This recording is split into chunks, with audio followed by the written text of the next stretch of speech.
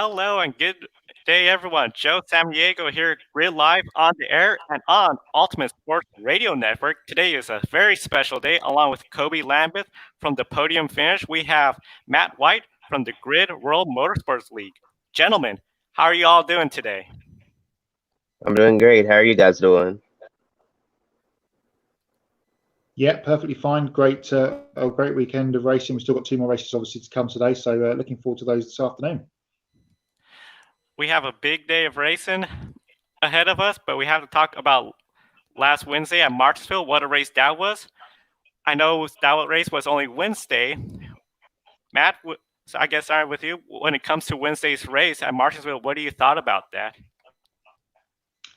Yeah, it doesn't seem like it was only Wednesday. It seems like a long time ago already. It's been quite a busy few days of news and all kinds of bits and pieces going on. And with the two races yesterday, which we'll talk about later, good race, different kind of Martinsville race with the lights, wasn't it? We had not so many kind of cautions that we would normally see, comers and goers in the early phase where no one obviously had any practice or qualifying data and any tyre wear down on the track. But Martin Truex comes through again. It was another Gibbs versus Penske kind of short track day, wasn't it?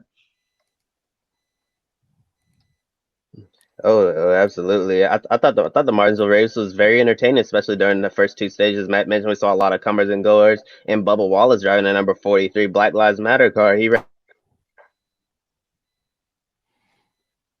as high as fifth, I believe, in a portion of the race, and Bubba Wallace looked like he was definitely going to be a contender for the win early on, until he faded late, and we definitely saw a lot of parity throughout the field, and Martinsville was just typical Martinsville, just under the lights, and it was very unfortunate that we couldn't have fans. And hopefully next year, when we put this global pandemic behind us, they can pack the grandstands in 2021, and the fans can enjoy Martinsville under the lights. And adding an extra point, the light show was very entertaining when Martin Truex Jr. was celebrating his victory.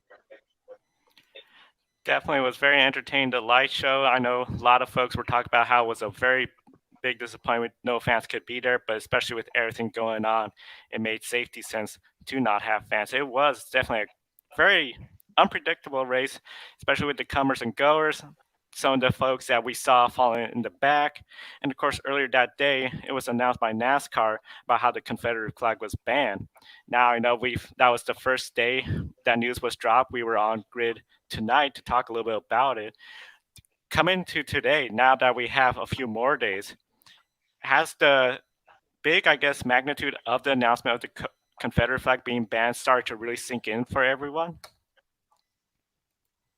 Oh, absolutely. Banning the Confederate flag was definitely a huge step for NASCAR in general, because a lot of people, they feel uncomfortable at the sight of the Confederate flag. I know some of my peers said that they would not go to a NASCAR race for the simple fact of the Confederate flag being a common sight at the racetrack. And as soon as NASCAR announced they banned the Confederate flag, I had my friends who were people of color messaging me saying, "Hey, when can you get me to the Charlotte Roval or whatever, or the Coca-Cola 600?" They say I would feel more comfortable going to a NASCAR race now. So I think that although it's going to alienate a part of the fan base, people are going to be really mad that they won't be able to fly their Confederate flags anymore. I think NASCAR has a lot more to gain than to lose by making this move, as they attempt to diversify the fan base, as more people as it will be a more inclusive environment. However, that's not going to happen overnight. It's definitely going to take a lot of time in order for NASCAR to try to break away from the stereotypes of the past. But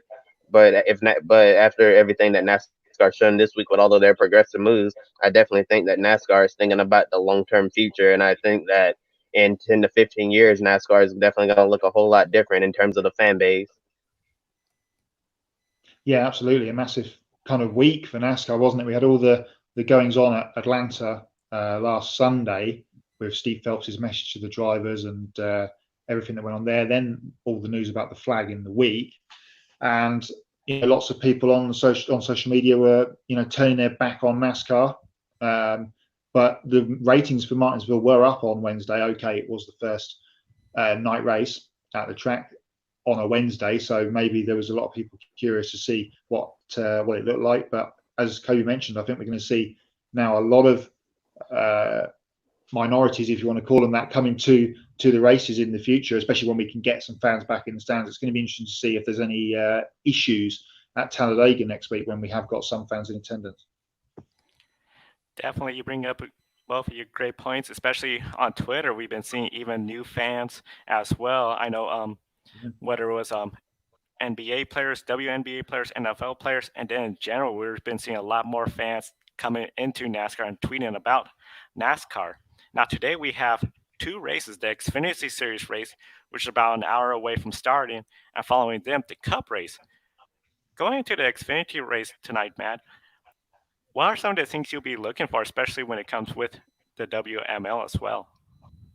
Well, if we take, I mean, this is a double header for Xfinity with their race that they had yesterday. That's slightly later in the day, so that will be an interesting to see what difference that makes in terms of heat and temperature and all those kinds of things. But we have a couple of different people in the race because we had Dale Earnhardt Jr. in the race yesterday and could have won the thing and was in contention towards the end. Noah Gragson was the dominant car all day, but he was scuppered by the late caution, and Harrison Burton came through to take his second win of the season, and he is the World Motorsport League points leader out of last week and continues with that win yesterday, continues to be the leader. So there's going to be some interesting points. Another point from yesterday, Chase Briscoe had his penalty 6 laps. He sat in the pit lane at the beginning of the race because he had an issue with ballast coming out of the car, a bit like we saw with Denny Hamlin at the Coke 600. But he came back to finish on the lead lap and get a 7th place. So expect Chase Briscoe to have a very fast car today if he can avoid any issues on pit lane.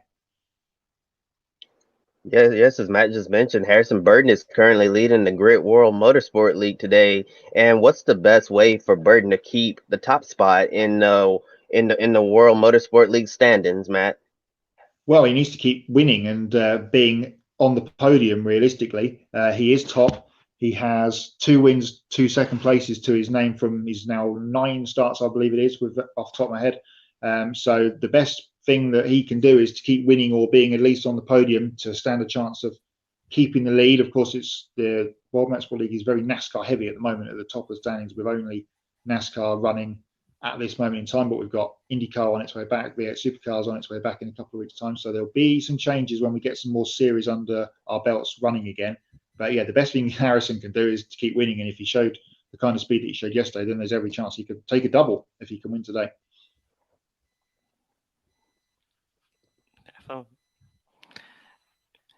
Yes, definitely. I know what Matt has just said. Now, when it comes to the Xfinity race, one of the big interesting things since 1995, I know it's been hosting an Xfinity race before. Can you tell us a little bit about when it comes to Xfinity race, especially yesterday, being that it wasn't the championship race? Did you saw any difference with that? We saw the kind of race that we normally see at Homestead with everybody up on the high side. That's kind of the preferred groove at this track. But yeah, without championship implications involved in this race, it was slightly different. And we had the late caution, which gave us a finish of a couple of 3 wide incidents in the last couple of laps, which got us to the end. So yeah, different. And the truck race was the same again last night with Kyle Busch in the race. He hasn't been at Homestead in a truck for many a year now, with the different rules with Cup drivers not being allowed in playoff races. So interesting to see this track out of the playoffs, and we'll see. I mean, again, same, the Cup race again the same later, not the final race of the season. So be interesting to see teams that aren't, I guess, that wouldn't be in championship contention normally try something different at this race when they've got a chance to win and they don't really have to keep out of the championship's way like they would do in November. You did bring up a good point. We don't have that implication of teams trying to say, wait, they don't want to affect the championship at Homestead. And a very interesting fact as well, since 2015, at least in the Cup Series race, the winner of the race has not gone into victory lane. They have gone to the front stretch where they set up the championship podium and all that for the. So it'll be really interesting to see that the winner in tonight's Cup race is going to actually go into victory lane. Now, one of the questions, I guess, is how is it that the winner today will be the first Cup driver to be in victory lane since 2015 at Homestead? Oh yeah, Joe. It's definitely going to be different, with Homestead been out of the playoffs. I grew up watching Homestead, and whenever somebody said Homestead Miami Speedway, I always thought of it as the championship track. It was that one track that I truly felt that it was unique, other than every other. We all know that it's a mile and a half, but something is just different about Homestead than the other tracks on the schedule, and it's definitely going to be different it's definitely going to be different to see how everything falls out today, because it's going to be a lot different than everything that we've seen, in recent memory. And now let's take a look at the top 10 starters for today's race. We have Denny Hamlin starting on pole. He won at Homestead in 2009 after starting from 38th place. Let's see if he can recover from a disaster at Martinsville on Wednesday night. Starting second, we have 2008 race winner Joey Logano. His teammate Brad Keselowski starts third. Kyle Busch is fourth, who is a two-time winner at the Homestead-Miami Speedway. Chase Elliott rolls off fifth. Martin Truex Jr., the 2017 winner at Homestead, rolls off sixth. Starting seventh is Kevin Harvick, who holds the best average finish among active drivers. Alex Bowman is starting eighth. He has the 10th worst average finish out of all active drivers. And the 2016 race winner, Jimmie Johnson, rolls off ninth. And rounding out the top 10 is Kurt Busch, who won on the old 2002 configuration, but hasn't won on the current configuration at Homestead Miami Speedway. So, Matt, the last five winners include Kyle Busch, Joey Logano, Martin Truex Jr., Jimmie Johnson, and Kevin Harvick. Out of those five, who stands out the most to you as a potential winner today? Out of those five, I'd probably go with Kyle Busch. Won in quite dominating fashion in the truck race yesterday. And let's not forget the last lap he took in a cup car at Homestead. He was winning the championship in November. So that'll be a good thing for, good memory for him to come back to today. But yeah, I don't think any of those five will win the race, if I'm honest. But if I had to pick one of them, I'd go with Kyle. Out of those five drivers, only two of them are in the grid ranking currently, with the other three drivers, Denny Hamlin, Brad Keselowski, and Chase Elliott. Who of those three do you think will have a better day, Joe? Definitely, I think when it comes to one of those three having a better day, I'm going to be looking at Denny Hamlin. He's a past winner there. A lot of times he's been really close, especially when it comes to championship contention. I know last year that big piece of tape on the grill ruined his race. Just looking at the grid ranking right now, the top 10, as you can see, there's all the NASCAR drivers except Chase Elliott, who is in 12th place. So definitely I'll be looking at Denny Hamlin. I wouldn't count out Brad Keselowski, though. He's a really good racer. He seems to be doing really well so far this year, as well as Chase Elliott. But definitely I think out of those three, I think Denny Hamlin will be one of my favorites to look at. I definitely agree with Joe 100% there. I think Denny Hamlin's gonna bounce back from his horrible race last week at Marsville. It was bad from the start, and Denny Hamlin just never recovered from his troubles at Martinsville. But I think Denny Hamlin's definitely going to be a contender for the win today, starting from pole position. And if you were following along on Twitter, Corey LaJoy, and Denny Hamlin, they've had a feud going for a little while, and Corey LaJoy threw a cheap shot at Denny Hamlin and said he thought Denny was going to do well as well because the championship is not on the line. So that's something that we'll have to continue watching. The Denny Hamlin Corey LaJoy beef. Definitely Homestead is unique because sometimes we have as little as three cautions. The minimum we can see today is three with the competition two stage breaks. But we've seen as many as 14 cautions there. With no championship on the line, what kind of race do you anticipate tonight? I think the race is going to be all right. I mean, I think the race would definitely be a lot more entertaining if we had the 750 horsepower lower downforce package. Understand well, as you saw in the Xfinity race yesterday, that package worked out extremely well, and we saw some incredibly exciting racing all throughout the race. And with the Cup package, you have a lot of downforce, 550 horsepower, the large spoiler, where they're just gonna be putting the pedal to the metal the entire time, and it's not going to be all of that off the throttle time that we saw in the past in the Cup Series. And I know I feel like I'm beating a dead horse always talking about this package for the larger tracks and stuff. I'm just hoping that I'll be proven wrong and that we'll see an exciting race today instead of just an ordinary race kind of like what we saw in last year's championship race at Homestead. Yeah, absolutely. And we're in a bit of a peak and trough with races because we've had one. We normally get one good one followed by a bit of a mediocre one. Atlanta last Sunday wasn't great. Martinsville in the week was good. So let's hope that Homestead can break that chain today. As we've said already, we normally get good racing, and the two races that we've had yesterday were really, really good action all throughout the field, and we had say two late cautions in either race, which spiced up the finishes. So hopefully we can get another one of those this afternoon. Now, last year we had essentially 3 cautions. This year, though, compared to last year, we still also have the same stage lengths. Most NASCAR racetracks have different stage lengths this year, but Homestead is one of the few that has the same that weren't adjusted. Does this mean we could expect the same strategy for all the teams like we saw last year at Homestead? Well, don't forget last year at Homestead, we had practice and qualifying, and it was at a slightly different time of day, later in the day, and we've got a different time, 6 months removed because it's in the middle of summer. So with the heat and with no practice and qualifying, I think the beginning of the race will be a bit like we saw at Martinsville in the week, although there is rubber down with 2 Xfinity and a truck race already had been run by the time we get the cup race off later on. So it will be different. We will see some comers and goers as per normal, really liking this no practice, no qualifying setup that we've got going on at the moment, because you can see who gets it right straight away. And we saw that at Martinsville with some guys really strong in the first portion. And we had, most of the guys that finished in the top 10 were 2 laps down at the end of stage 1. So let's hope we get another mixed up race, especially in the first part.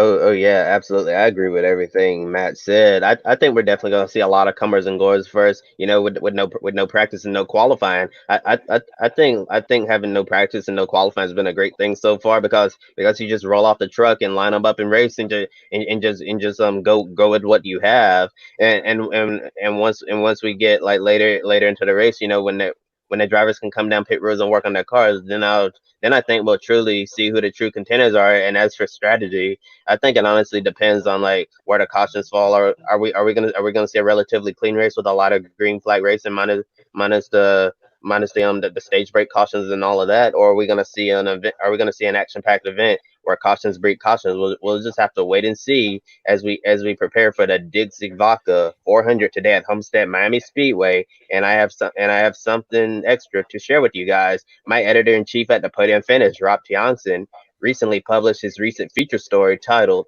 "In the Hot Seat with Jimmie Johnson." Feel free to check out the latest happenings in the life of a 7-time NASCAR Cup Series champion. The link will be provided in the video description. Definitely, we encourage all our fans to check out the Podium Finish. One of the things we also want to encourage our fans to check out as well is the World Motorsport League. I know, Matt, you've done a great job, especially a little bit about yesterday's Xfinity race. I know we got yesterday's Grid World Motorsport League stand-ins. Has there been some changes since yesterday's race? There has been a few changes. I can bring you a latest top 10 that you're seeing on the screen is of post Martinsville Cup race.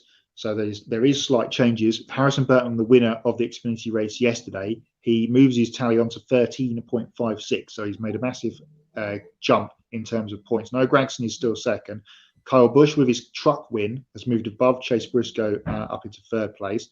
Kevin Harvick is still 5th, but he's been joined by Truck Series regular Grant Enfinger, who won last week at Atlanta. Didn't have a very good race yesterday, but he's into the top 10.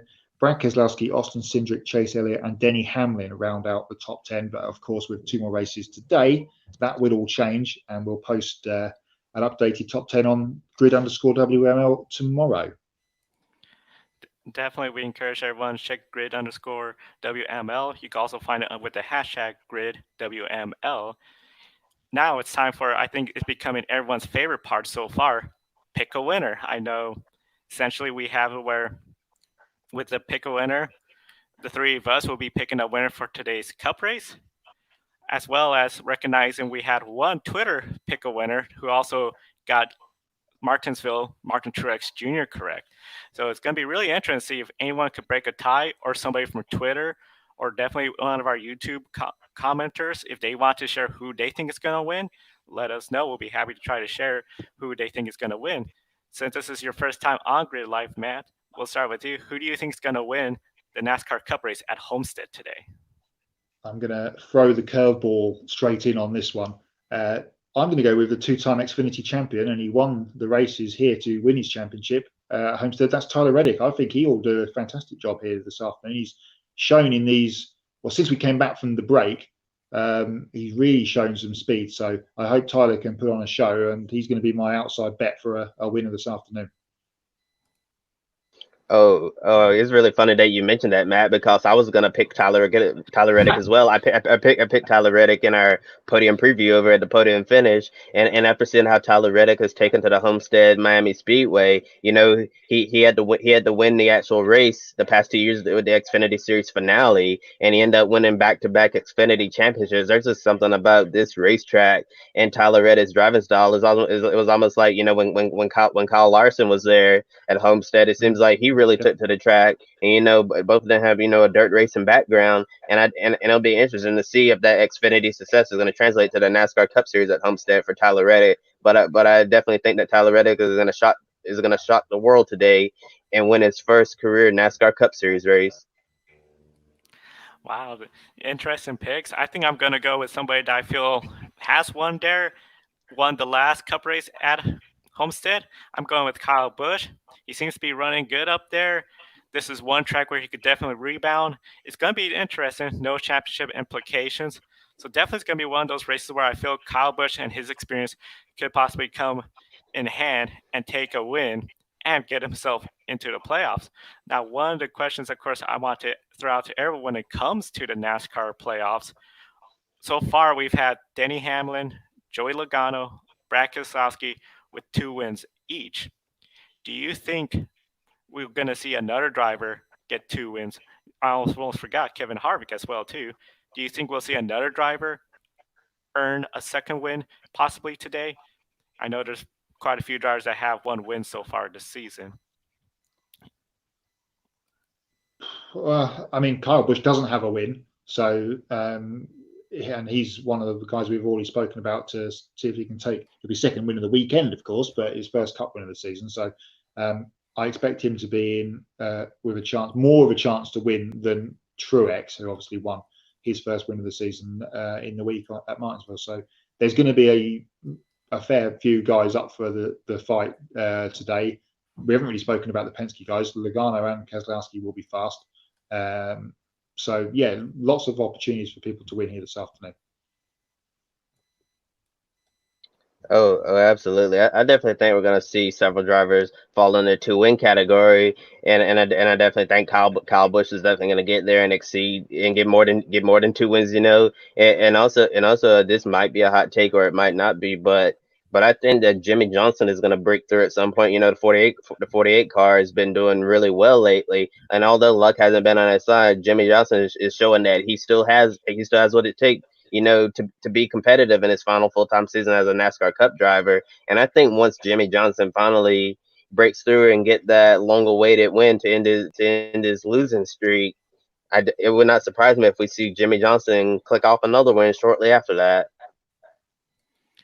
Definitely seems one of those things where if Jimmie Johnson gets a win, he's on a roll. He could be really tough to beat, especially since the Hendrick Chevrolets overall are looking really good. Well, definitely we encourage all the folks to be sure to follow, subscribe, and like our page as well as our YouTube, Twitter presence. We want to thank everyone for joining us on Ultimate Sports Radio Network. They'll continue on with the coverage of the NASCAR race on the radio network. Be sure to join them. And then after the race, join Grid Live post-race, where we'll go over the Homestead race. We wish everyone a good day. We'll go on the air usually about at least 30 minutes or a little longer before, but definitely if you're following us on YouTube, you'll get the notification if you hit the bell when we go on the air. We want to thank everyone for watching. Enjoy the races, and we'll see everyone after the races on Grid Live post-race.